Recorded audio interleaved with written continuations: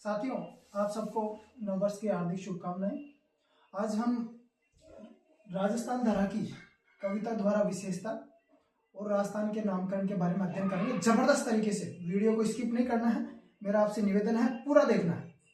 मैं कविता के माध्यम से राजस्थान की धरा का बखान करता हूँ कि ये किसके लिए जानी जाती है। वह धरा जहां पर शीश काट नारी सेनानी देती है, वह धरा जहां पर शीश काट नारी सेनानी देती है, वह धरा जहां पर निज पतिव्रत में, वह धरा जहां पर निज पतिव्रत में पद्मा कुर्बानी देती है, वह धरा जहां पर हर वक्त ही कीका है महाराणा है, वह धरा जहां पर हर वक्त ही कीका है महाराणा है, वह धरा जहां पर हर वक्त ही कीका है महाराणा है, वह धरा जहां पर हर वक्त ही दादू सा दीवाना है, वह धरा जहां पर हर वक्त ही दादू सा दीवाना है, वह धरा जहां पर पन्ना जैसी वफादार तो दाएं हैं, वह धरा जहां पर पन्ना जैसी वफादार तो दाएं हैं, वह धरा जहां पर जयवंता जैसी वीर प्रसूता माए हैं, वह धरा जहां पर गोरा बादल से मातृभूमि के रखवाले, वह धरा जहां पर रण में मचले सांगा जैसे मतवाले, वह धरा जहां पर मीरा की वाणी ने, वह धरा जहां पर मीरा की वाणी ने हरि का गुणगान किया है, वह धरा जहां पर कुंभा जैसे, वह धरा जहां पर कुंभा ने दुर्गों पर दुर्ग बनाए हैं, वह धरा जहां पर वीरों ने रण में त्योहार मनाए हैं, वह धरा जहां पर दुर्गा की स्वामी भक्ति के चर्चे हैं, वह धरा जहां पर दुर्गा की स्वामी भक्ति के चर्चे हैं। अब इसकी थोड़ी सी मैं व्याख्या करता हूँ। वह धरा जहां पर शीश काट नारी सेनानी देती है। रतन सिंह चुंडावत हुए हैं सलूम्बर के सरदार थे, और मेवाड़ के राजा कौन थे? मेवाड़ के राजा राज सिंह थे। मेवाड़ के राजा राज सिंह थे, और मेवाड़ के राजा राज सिंह मुगलों से लड़ रहे थे। किससे? मुगलों से लड़ रहे थे, और सरदार रतन सिंह चुंडावत को भेजा। रतन सिंह चुंडावत की कुछ ही दिन पहले शादी हुई थी हाडी रानी से। किसने?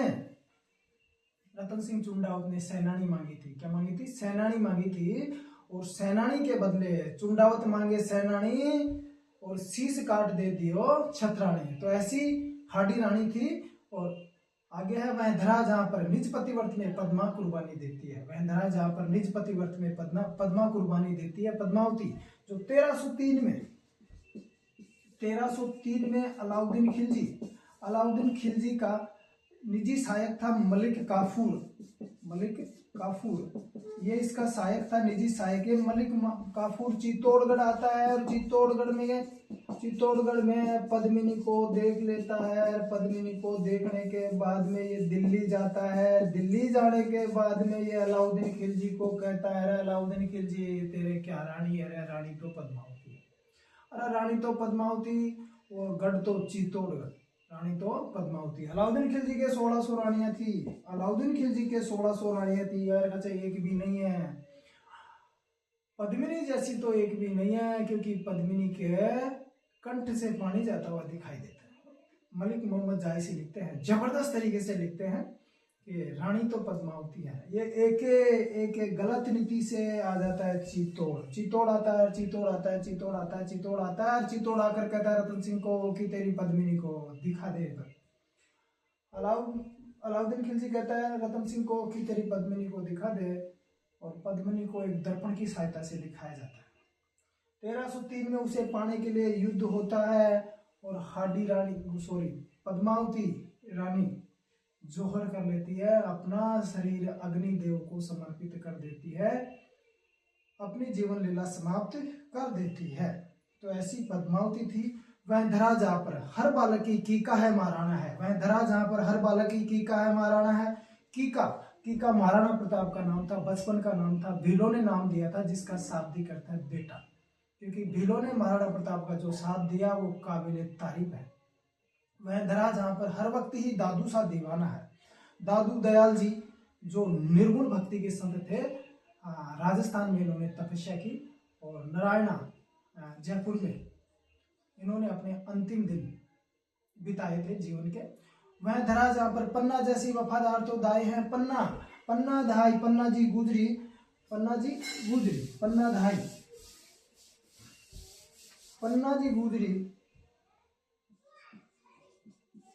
गुजरी ये धाई थी, और पन्ना जी गुजरी धाई थी जो उदय सिंह था। उदय सिंह की रक्षा की थी इसने, उदय सिंह की रक्षा की थी। उदय सिंह की रक्षा के लिए अपने पुत्र चंदन का बलिदान दे दिया था। किसने? पन्ना जी गुजरी ने। तो धरा जहां पर पन्ना जैसी वफादार तो दाई है, क्योंकि उदय सिंह के भाई विक्रम को बनवीर ने मार दिया था और उदय सिंह की रक्षा की। उदय सिंह आगे चलकर ये राजा बनता है। वह धरा जहां पर जयवंता जैसी वीर प्रसूता माए है, जयवंता बाई महाराणा प्रताप की माँ थी। वह धरा जहां पर गोरा बादल से मातृभूमि के रखवाले, गोरा और बादल रतन सिंह के सेनापति थे और अपनी वीरता और वफादारी के लिए जाने जाते हैं। रतन सिंह के सेनापति थे। 1303 में अलाउद्दीन खिलजी से बहादुरी से लड़ते हुए वीर गति को प्राप्त हुए। वह धरा जहां पर रण में मचले सांगा जैसे मत वाले, वह धरा जहां पर रण में मचले सांगा जैसे मत वाले महाराणा सांगा, ये सांगा महाराणा सांगा 1509 से और 1528 तक मेवाड़ का शासक रहा था। मेवाड़ के शासक रहे थे और इनके पिता का नाम रायमल था। क्या था? रायमल पिताजी थे इनके। और रायमल के 3 बेटे थे। एक तो था पृथ्वीराज, ये पृथ्वीराज चौहान नहीं है, पृथ्वीराज दूसरा है, पृथ्वीराज चौहान नहीं है। एक था जगमाल और छोटा ही छोटा सांगा था। ये तीनों भाई एक ज्योतिष के पास में जाते हैं, ज्योतिष से पूछते हैं कि हमें से राजा कौन बनेगा। इसकी हस्तरेखा ज्योतिष देखता है कि कैसे नहीं बनेगा, इसकी हस्तरेखा देखता है नहीं बनेगा, और इसकी हस्तरेखा देख के कहता है कि बस अब ये चक्रवर्ती राजा बनेगा, ये मेवाड़ का नाम करेगा सांगा। ये दोनों भाई को जलन हो गई और इसको मारना चाहा। इस बेचारे की एक आंख फोड़ दी और एक पैर तोड़ दिया, पैर से लंगड़ा हो गया, लेकिन भग गया, अजमेर भग गया। ये दोनों मारे गए, क्योंकि जैसी करने वैसी भरनी। एक तो युद्ध में लड़ता हुआ मारा गया, इस पे पड़ गई बिजली, दोनों का राम नाम सत हो गया, सत बोला गत हो गया। लेकिन सांगा बचा। रायमल ने बुलाया कि सांगा बेटा दोनों मारे गए हैं, उन्होंने तेरे साथ बुरा किया, दोनों मारे गए, आजा और मेवाड़ को संभाल ले। दोनों की मृत्यु के बाद में सांगा राजा बनता है। एक आंख से काना था और एक पैर से लंगड़ा था। सैनिक भग्नावेश के नाम से सांगा राजस्थान की आन और बान और शान था, जबरदस्त शासक था। राजपूत शासकों को एकत्रित किया था। बाबर के साथ में बयाना में और खानवा में युद्ध लड़ा और लड़ता गया, हार नहीं पाना। एक युद्ध में बयाना में बाबर बुछीड़ खाया था, बयाना में हार गया था कौन? बाबर। लेकिन खानवा के युद्ध में सांगा पराजित हुआ। पराजित होने के पीछे कई कारण थे। आधुनिक युद्ध पद्धति का प्रयोग किया बाबर ने, इस कारण सांगा को पीछे हटना पड़ा, लेकिन हारा नहीं, पीछे हटना पड़ा। अंत में इसके साथियों ने क्या दे दिया? इसको जहर दे दिया और ये ईश्वर को प्यारे हो गए। कौन? महाराणा सांगा। वह धरा जहां पर मीरा की वाणी ने हरि का गुणगान किया है। मीरा कुड़की में पैदा हुई, राजस्थान की राधा मीरा, और कृष्ण भगवान की अनन्य भक्त थी कौन? मीरा। वह धरा जहां पर कुंभा ने दुर्गों पर दुर्ग बनाए हैं। महाराणा कुंभा जबरदस्त शासक था और कुंभा ने राजस्थान में 32 दुर्गों का निर्माण किया। कुंभलगढ़ दुर्ग देखने लायक है रे, हमारी आन बान शान कुंभलगढ़। स्थापत्य कला का नमूना, विश्व के पर्यटक यहाँ पर आते हैं। स्थापत्य कला का नमूना है कौन? कुंभलगढ़। और कुंभलगढ़ में क्या है? कटारगढ़। दुर्गों के ऊपर क्या बनाया है? दुर्ग बनाया है। वह धरा जहां पर कुंभा ने दुर्गों पर दुर्ग बनाए हैं। वह धरा जहां पर वीरों ने रण में त्योहार मनाए हैं। वह धरा जहां पर दुर्गा की स्वामी भक्ति के चर्चे हैं। दुर्गादास राठौड़। दुर्गादास राठौड़, दुर्गादास राठौड़ कौन था मित्रों? साथियों दुर्गादास राठौड़, दुर्गादास राठौड़ कहाँ का? मारवाड़ का। मारवाड़, मारवाड़ का मतलब है जोधपुर, और जोधपुर का राजा कौन था? जोधपुर, जोधपुर का राजा था जसवंत सिंह, और जसवंत सिंह का बेटा था कौन? अजीत सिंह, अजीत सिंह। इसका जसवंत सिंह का सेनापति दुर्गादास राठौड़, दुर्गादास राठौड़ अनन्य भगत था किसका? जसवंत सिंह का। इन दोनों को मुगल शासक ले गया और अजीत सिंह को राजा बनाने के लिए 30 वर्ष तक प्रयास किया। किसने? दुर्गादास राठौड़ ने। तो ऐसी स्वामी भक्ति कहीं देखने को नहीं मिलेगी, अगर मिलेगी तो राजस्थान में मिलेगी। अगर पुनः देखते हैं, वह धरा जहां पर शीश काट नारी सेनानी देती है, वह धरा जहां पर निज पतिव्रत में पद्मा कुर्बानी देती है, वह धरा जहां पर हर बालकी की काया महाराणा है, वह धरा जहां पर हर बालकी की काया महाराणा है, वह धरा जहां पर हर व्यक्ति ही दादू सा दीवाना है, वह धरा जहां पर पन्ना जैसी वफादार तो दाए है, वह धरा जहां पर जयवंता जैसी वीर प्रसूता माए हैं, वह धरा जहां पर गोरा बादल जैसे मातृभूमि के रखवाले, वह धरा जहां पर रण में मसले सांगा जैसे मत वाले, वह धरा जहां पर मीरा की वाणी ने हरि का गुणगान किया है, वह धरा जहां पर कुंभा ने दुर्गों पर दुर्ग बनाए हैं, वह धरा जहां पर वीरों ने रण में त्योहार मनाए हैं, वह धरा जहां पर दुर्गा की स्वामी भक्ति की चर्चा है। जय जय राजस्थान। तो ऐसा राजस्थान है, ऐसी राजस्थान की कुछ विशेषताएं हैं। अब पढ़ेंगे हम राजस्थान का नामकरण। वीडियो को छोड़ना नहीं है, जबरदस्त तरीके से राजस्थान का नाम कैसे पड़ा वो देखते हैं मेरे मित्रों। लेकिन राजस्थान का नामकरण जबरदस्त तरीके से पढ़ेंगे।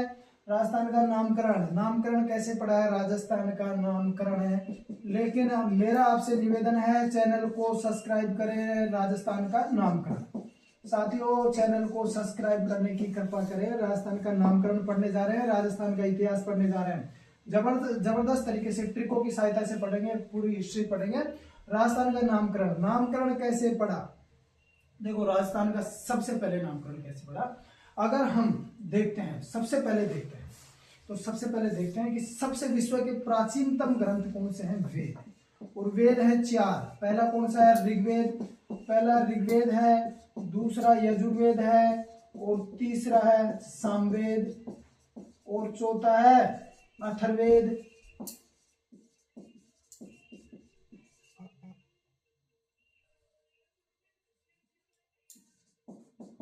चौथा कौन सा है? अथर्ववेद। चारों वेद है, इन सब में प्राचीन ऋग्वेद है। इन सब में क्या है?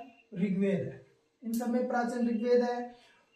सबसे प्राचीन, विश्व के प्राचीनतम ग्रंथों में से एक है कौन सा? ऋग्वेद। ये पतंग विषम चतुष्कोणीय है। राजस्थान का नक्शा ऐसा ही बनाएंगे।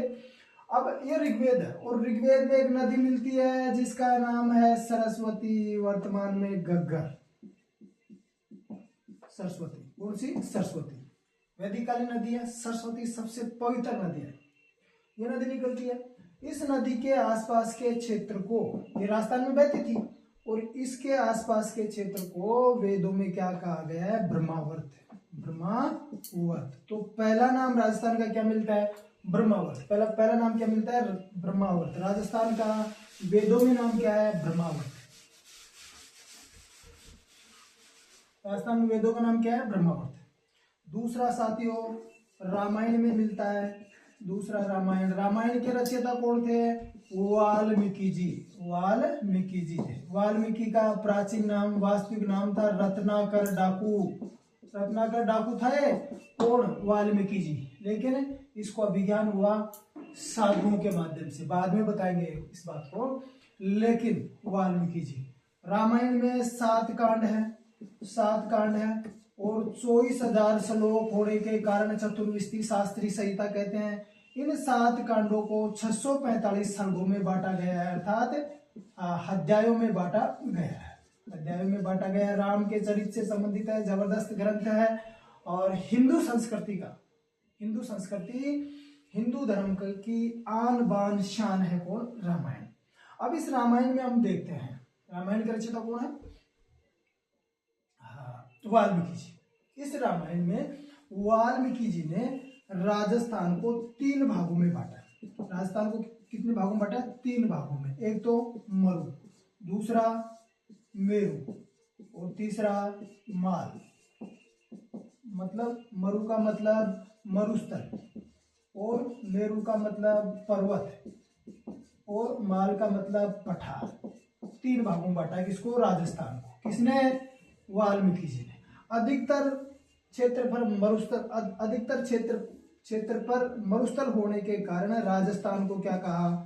मरुकांतार कहा। मरुकांतार कहा। रामायण में राजस्थान का नाम क्या मिलता है साथियों? रामायण में राजस्थान का नाम क्या मिलता है? मरुकांतार। हाँ, वाल्मीकि जी ने मरु, मेरु और माल 3 भागों में बांटा था। अधिकतर क्षेत्र पर मरुस्थल होने के कारण वाल्मीकि जी ने राजस्थान को मरुकांतार कहा था। अगली बात है, तीसरे नंबर पे आता है ख्यात। ये ख्यात भी पुरानी है। ख्यात को कहते हैं विगत। और एक विद्वान हुए हैं क्या? मुणोत नैणसी। और मुणोत नैणसी ने पुस्तक लिखी कौन सी? एक तो लिखी मुणोत नैणसीरी ख्यात, और एक लिखी मारवाड़ परगनारी विगत। मारवाड़ मतलब जोधपुर।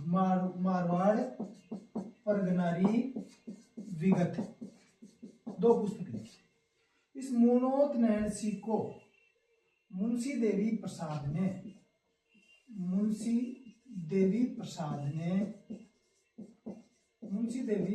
ने राजस्थान का अबुल फजल कहा।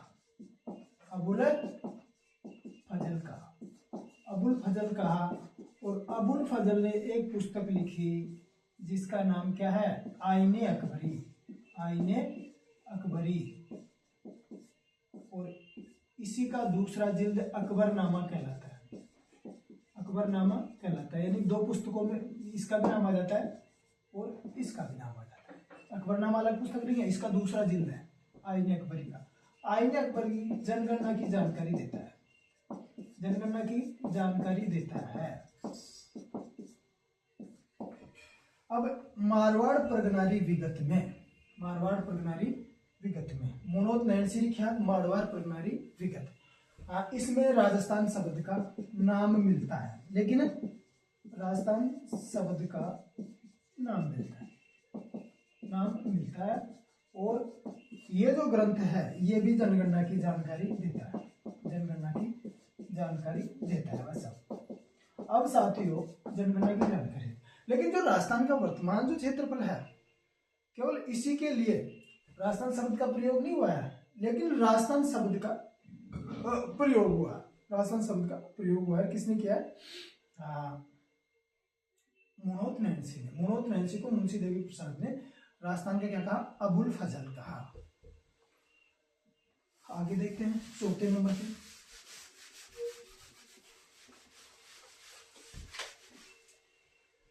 चौथे नंबर पर है जॉर्ज थॉमस ने 1800 ईस्वी में लिखित रूप में नहीं, लेकिन इस प्रदेश के लिए राजपूताना शब्द का प्रयोग किया था। किसका? राजस्थान प्रदेश के लिए राजपूताना शब्द का प्रयोग किया था। राजपूताना था ही, क्योंकि रासे राजपूत तेवर है, जैसे जहो एक लिंग की से याद हमें आती है सांगा जैसे एक सिंह की, और था से थातीपुर को की जिसे दुर्ग सैकड़ों गाते हैं, ऐसे नमन उन वीरों को जिनसे हम जाने जाते हैं। क्योंकि राजपूताना था, इसमें कोई संदेह नहीं था। 19 रियासतों में से 17 राजा राजपूत थे। 17 राजा क्या थे? राजपूत थे। अब छठे नंबर पे मिलता है, 5वें नंबर पे मिलता है जॉर्ज फ्रैंकलिन। इसका मित्र था जॉर्ज थॉमस का, और 1805 में एक पुस्तक निकाली इसने। इसका राम नाम सत हो गया, और इसका मित्र था, कॉलेज प्रोफेसर था। इसने एक पुस्तक निकाली military memories of George Thomas. ये पुस्तक निकाली किसने? जॉर्ज फ्रैंकलिन ने। और इसमें लिखित तौर पर राजस्थान शब्द का प्रयोग, सॉरी, राजपुताना शब्द का प्रयोग किया। राजपुताना शब्द का प्रयोग किया किस पर? लिखित रूप पर, लिखित रूप में। और उसने केवल इस प्रदेश के लिए राजस्थान शब्द का प्रयोग किया था। छठे नंबर पे देखते हैं पर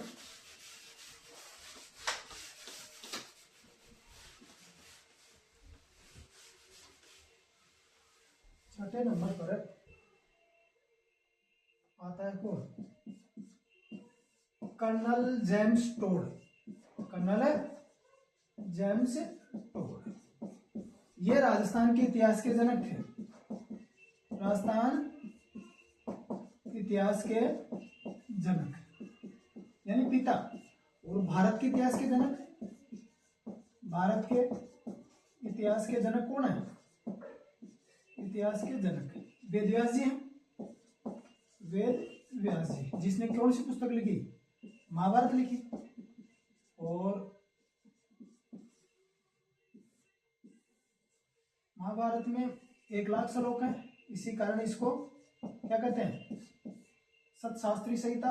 और 18 पर्वों में बांटा गया, अर्थात 18 भागों में बांटा गया। विश्व इतिहास के जनक कौन है? विश्व के इतिहास के जनक है हीरोडोटस। और हीरोडोटस ने पुस्तक लिखी कौन सी? हिस्टोरिका पुस्तक लिखी। विश्व इतिहास के जनक हीरोडोटस हैं। अब कर्नल जेम्स टोड ने 1829 में एक पुस्तक लिखी, एनालिसिस इक्विटीज ऑफ राजस्थान। 1829 में एक पुस्तक लिखी इसने। और ये कर्नल जेम्स टोड ने साथियों ये मेवाड़ के शासक भीम सिंह सिसोदिया के समय मेवाड़ का पॉलिटिकल एजेंट बनकर आया था। कौन? Colonel James Tod. इसकी रुचि लेखन कार्य में थी। इसने 1829 में पहली पुस्तक निकाली, एनालिसिस एक्टिविटीज ऑफ राजस्थान। दूसरा नाम मिलता है इसी पुस्तक का the central western Rajput states of India 1829 में। इस पुस्तक में इस राजस्थान प्रदेश के लिए राजस्थान का लिखित तौर पर, राजस्थान भी कहा, रजवाड़ा भी कहा और राजस्थान शब्द भी कहा। क्या कहा? राजस्थान शब्द भी कहा।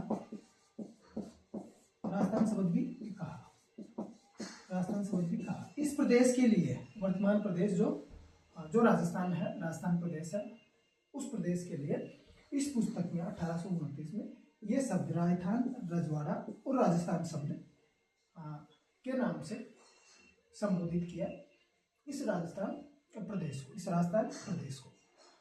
तो साथियों ये राजस्थान का नामकरण इस तरीके से पढ़ा है। आप सबसे निवेदन है चैनल को लाइक, शेयर और सब्सक्राइब करने की कृपा करें। जय हिंद, जय जय भारत। अगली क्लास में पुनः मिलेंगे इन्हीं शब्दों के साथ में। जय सिया राम, राधे श्याम।